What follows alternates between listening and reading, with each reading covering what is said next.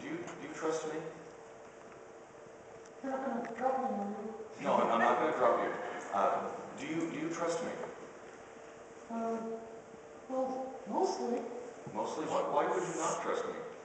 Well, because sometimes you're giving a hard time. And you give me a hard time too, don't you? Mm-hmm. So when would you not trust me? Well, you said, open your mouth and close your eyes and you will get a good surprise. I wouldn't trust you. You wouldn't trust me? Mm-mm. You'd probably stick a Kleenex in my mouth. No, I would not stick a Kleenex in there. Okay, so trust. Trust is, do you know what trust is? Well, it's believing something. It is believing something. So I'm going to tell a story today about trust. And this story is about a little boy. Named Rusty.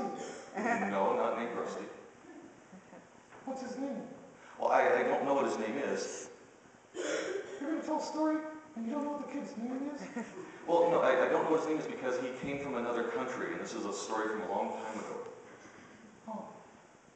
Are you okay with that? Well, it's not going to be as good as if it was about me. But yeah, go ahead. Okay, thank you. So this little boy he lived in the Middle East, and he was helping a group of botanists.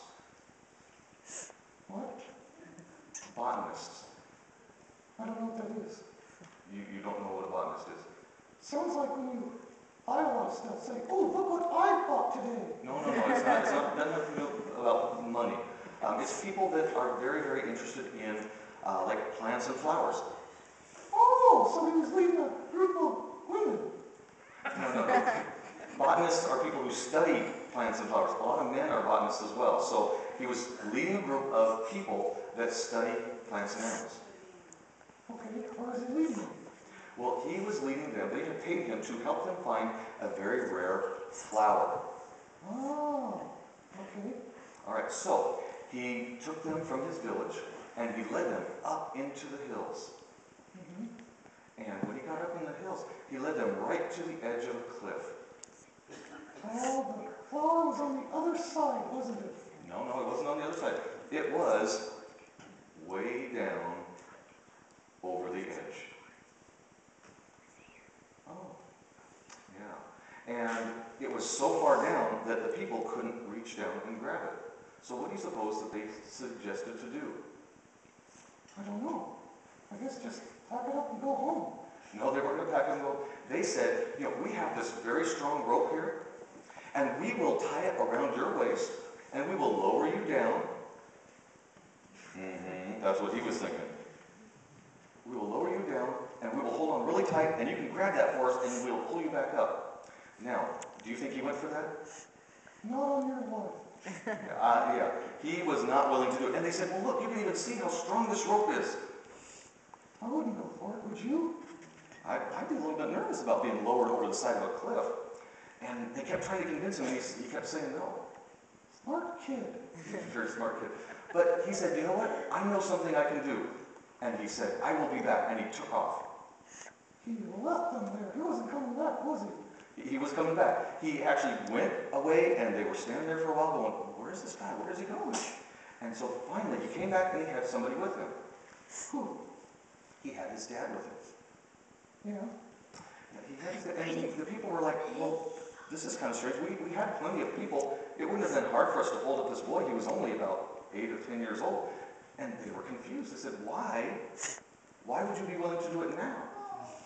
It was because the man that he brought was his father. Oh. See, he knew his dad, and he told the people, he said, if my dad is holding onto the rope, I know that he will not let anything happen to me. He will not let go. Also, he didn't trust them, but he trusted his dad. That's exactly right. Hey, that's kind of like us. How so? Well, we have a Father in heaven. That's right, we do have a Father in heaven. And the more we know him, the more we trust him. That's exactly right. The more we get to know God, the more we trust him. What kind of things do you trust God to do for you, Rusty? Well, I trust him to forgive my sins. Yeah, that's very important.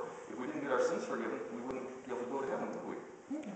And I trust him to help prepare a place for us, like Jesus promised. That's right, Jesus promised. What else do you trust him to do? Well, to give me everything I need to live this life and be ready for the next. Very good. Wait, look, I'm not done.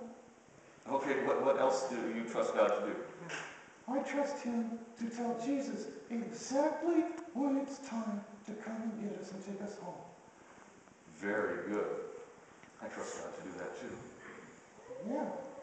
Now, this kind of reminds me of a Bible verse that you learned a while back. Do you know which one I'm talking about? I think so. It's trust in the Lord with all your heart, lean not to your own understandings, acknowledge him, and he will direct your paths.